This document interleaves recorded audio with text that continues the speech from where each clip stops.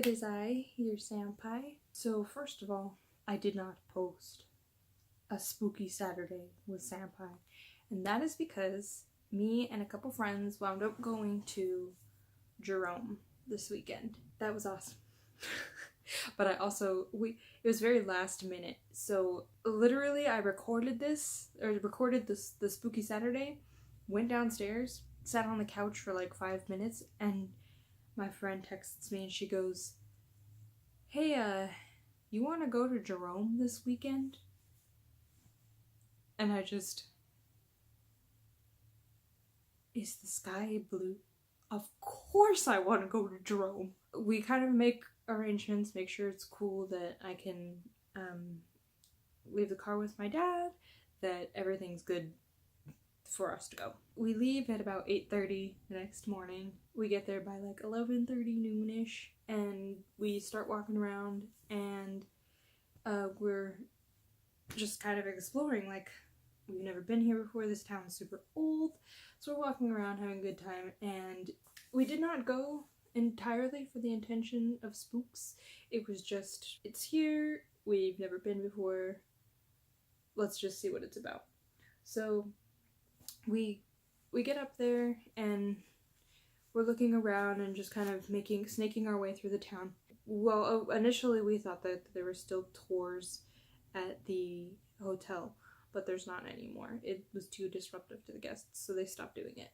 We were gonna go see if they had the tours going on there. They do have some ghost tours that you can take, where you can go to either the cemetery, the high school, or the walk around the town. There's also the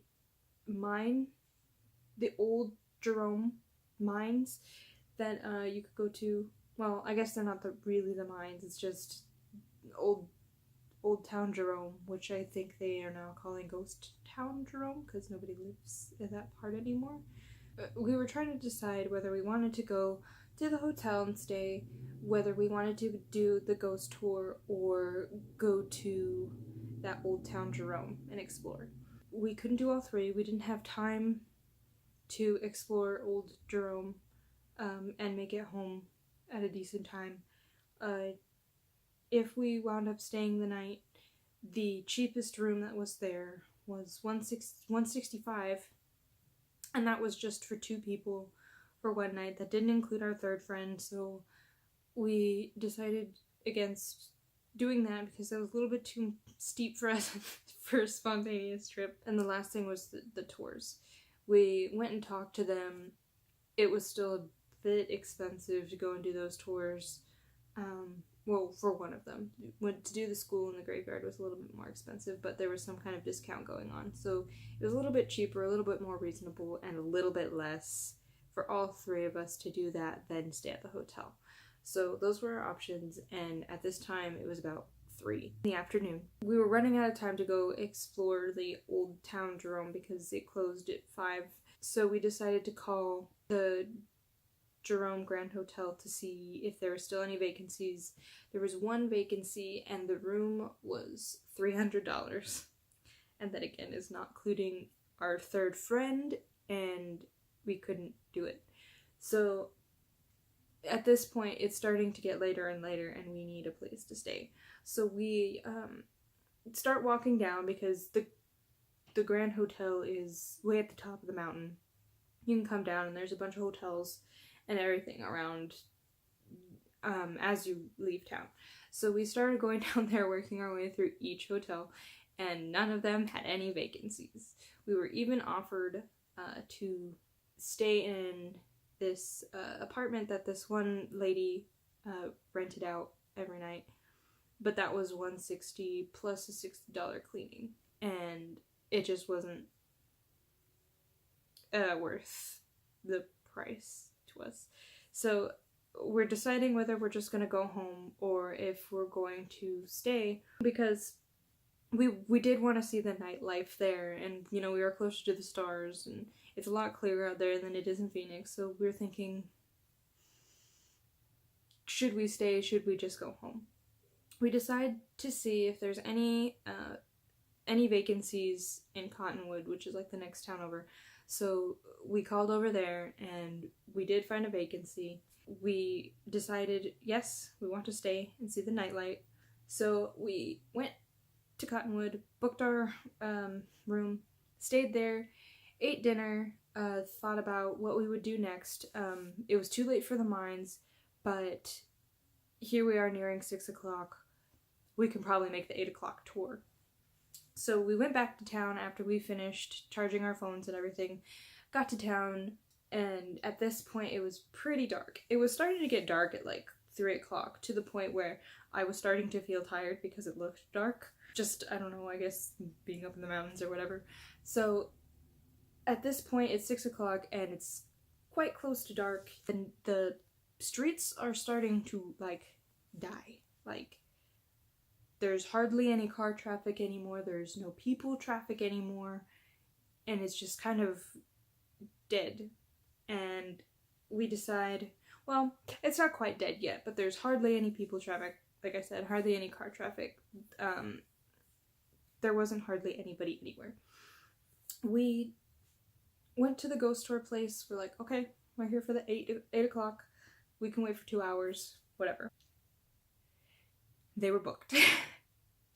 So we kind of looked at each other like, well, none of the shops are open anymore, like any of the shops.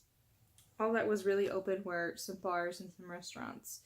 And while deciding what we wanted to do, we went up to the little park that they have there, and we're sitting on the swings and we're talking. We're like, what could we do? Obviously now we have this hotel back in Cottonwood. What do we want to do? Do we want to wait till 10:30 to go on this tour? Is it worth it? We're deciding back and forth, kind of walking around, but it would just be 4 hours of walking. So we went and we decided, okay, let's wait till 10:30 and do those tours. We went back to the building, booked our 10 o'clock, and then went and sat in the car and just basically talked for 4 hours. Went into the building about 30 minutes early, waiting for, because you were supposed to show up 15 minutes early so you can get your equipment, they can explain it, all that. So we were there about 30 minutes early. We got our equipment and the tour guide showed up to take us on this ghost tour. It was me, my 2 friends, and then 2 other couples that were unrelated. I don't think they knew each other. We all went into this van and we started our ghost tour. And first we wound up going to the cemetery. She gave us an SP11 spirit box and 2 EMF readers. I've never used an EMF meter before. I'm still not sure how I feel about them, even using them. It just, I don't know. I feel like I get better evidence from the box, but whatever. So we were in the cemetery and it's just the 3 of us. The tour guide's basically left us alone with some flashlights, and the other couples are spread out, so it's just me and my friends, and we're sitting there and we start walking, and we're walking along, we're not really getting anything, and then all of a sudden we get a voice. Unfortunately, I think the only voice that we really wound up getting at that cemetery was in Spanish. It was the same voice, which I thought was really interesting, but it was all in Spanish, and half Mexican.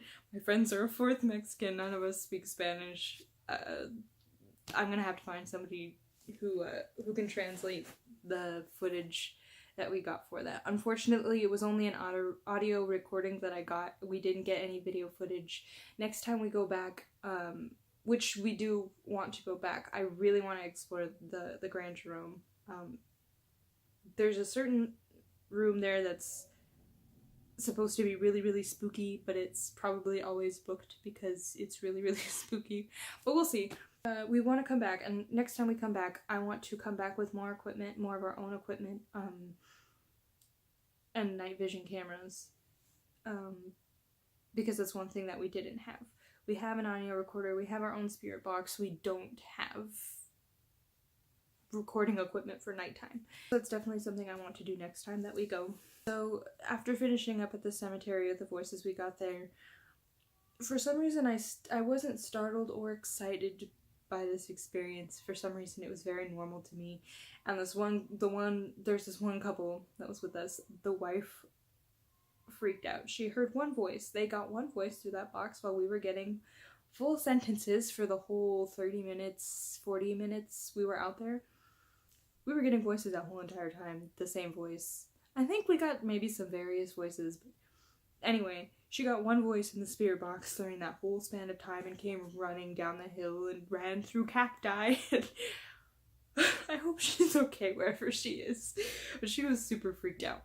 So after that incident, the tour guide was like, okay, we're gonna move to somewhere less dangerous. We all climbed into the van and we drove to the high school and we went and explored that.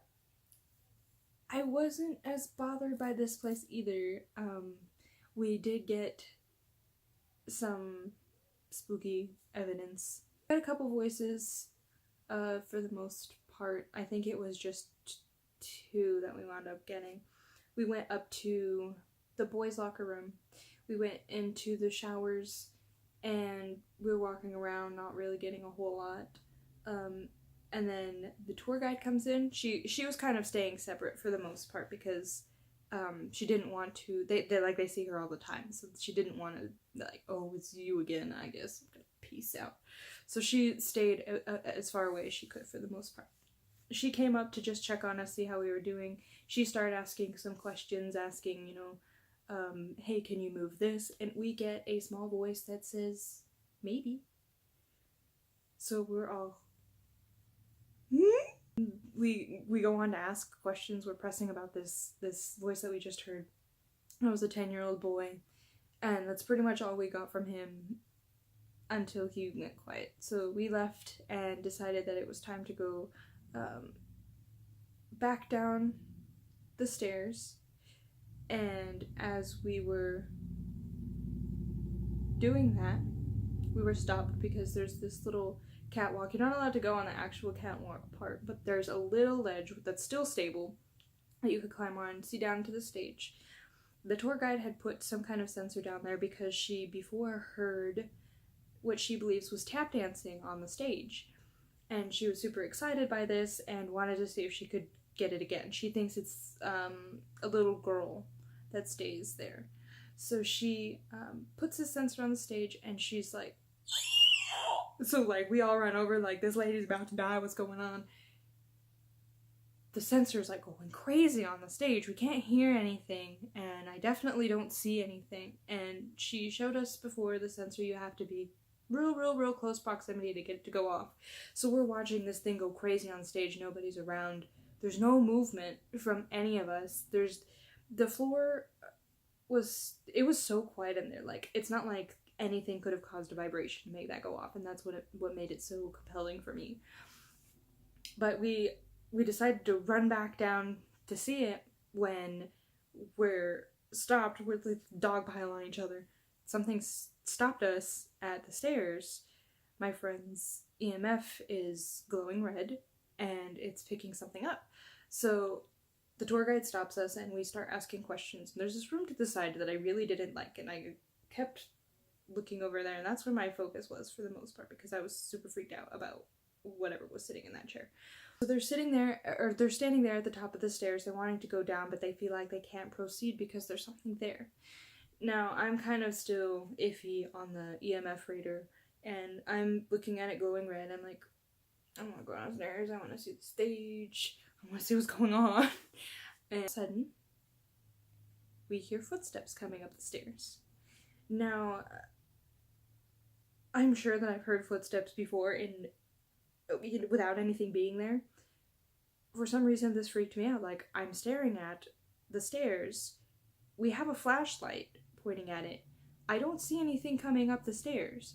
I half slam into my friend who doesn't like being touched. And I'm like clinging to her like, there's something on the stairs. And so she's like super chill about this. She's like, this is cool. And we get a laugh come through, and all of a sudden I feel a ton better. I'm not freaked out anymore. And it wasn't like a dark, evil laugh. It was like a chuckle, like why are you why are you so freaked out about this? And I felt a lot better about it. So eventually he let us go downstairs. We think it was the flirtatious ghost that stays there. His name is Wade, I believe. So we finally went past him, went downstairs, checked out the stage, and from there we left. And while I was pretty mortified in the moment, I'm not as scared as I thought I was. Went back to the hotel pretty much right after, because it was about 1 o'clock it was 1 o'clock by the time we got back. And we went to sleep, got up the next morning, decided we'd go to the mine, or the old town, and explore that a little bit, which I didn't think it was going to be that big. And when you first drive in, it doesn't really look that big, but it took us, I think, a couple hours to go all the way through it. Nothing really spooky happened, but there was a cat. It made the whole entire trip worth that, just to pet a cat. I think it lived there, like, I think she called him the curator, or her the curator, but, so, we went home after that, and everything was pretty chill. I didn't bring anything back with me, despite that spooky noise just then. I don't think my friends brought anything back with them. Everything seems to be okay, but I'm very excited because not only did I catch voices which may or may not sway people, I also caught an image, my first image, of what I believe to be one of the old hospital patients. Now, there's one alleyway, it looks like an alleyway, it goes all the way upstairs. I've never seen an alley do that before. I'm not really sure what else to call it though, because it's between two buildings. There's this alleyway that we walked past, and you look up, and most of them are boarded up, cemented up, can't go in there, like, most of them you can't see into. So when we look up to this one, and there's a red glowing light in the back, we're thinking this is bad news, like, what's going on up there? That's spooky. So we decided to take a picture of the aesthetically pleasing red light, and we later went up there because it wasn't blocked off or anything. We went up there just to see what it was like during the day. And there's a red light bulb up there, but, like, that was it. Took a picture of this alleyway at night and didn't notice anything in the moment. Felt a little bit weird there, and I think it was just the startlingness of a red light up at the top of the stairs. So we went on, carried about our day, went through the photos like a few times while we were there, like, oh yeah, that was cool. Is there anything else that I need to see? Did I want to go retake this picture? Like, whatever. I didn't notice it the first time. I didn't notice it until I was showing my sister all the things. She wanted to go, but she's sick a lot, so she can't really travel. I went to show her the stuff on the TV, and for whatever reason, the app that connects my TV and the phone together brightened my screen all the way up. And I scrolled to this picture, and my sister said something first. She's like, whoa, kind of looks like there's a face there. And I'm like, ha ha ha ha, yeah. I look at my phone, and it's like clear as day. A face, head, shoulders. She looks like she's wearing a hospital gown. Like, I was shook when I saw this photo. I showed it to all my friends. I was brightening it up. I'm like, guys, we actually got a ghost while we were there. I'm so excited. And then we're all super stoked to go back. But that is why there was not a spooky Saturday. And that's pretty much my only update. My toe is still healing. Although it seems like I'm continuing to come up with things that I want to do. I still want to do the whole skating thing, but I also really, really, really, really want to do some paranormal investigations, although paranormal investigations might cost more money. Well, I guess I have to take ballet and find a coach for skating, which might balance out to the travels and everything, ghost hunting. And on top of all that, doing this story and everything, I thought it might be fun. Oh, going to Jeroamin actually inspired me. I even had little 8-bit music in my head to do an RPG, 2D RPG style game. I have never done programming in my life. I have never made a video game, and I've only played not even a handful of games like this, but I do like the style. I do like watching them played. So I thought maybe that's something I could do too with some of my stories, even though it might take up to a year or whatever. And that's pretty much all the updates that I have for this week. But I was super, super stoked that we went to Jeroamin, and as soon as I can find a video editing program that will give me, because a lot of it's, I wanted to keep the scenery and everything as we drove. Well, I want music in my videos, and YouTube has like a thing to do it, but it's not quite what I want, and it doesn't have all the effects that I need. So I'm trying to find something that will do what I want, exactly what I want with this video. And maybe if I have to wait till payday to get that one without the watermark on it, maybe I'll do it. But I want to find one, I want to try and find one with a watermark over it so I can just do my video. And it'll probably be in 3 or 4 parts. That will be up soon, and I'm going to put that on a separate channel specifically dedicated to our paranormal investigations, because I don't quite want it to be associated with Sleepy Senpai or either of my friends for now. So we'll just put it on its own separate channel when I can. That's pretty much it for this time, and I will see you hopefully on Saturday.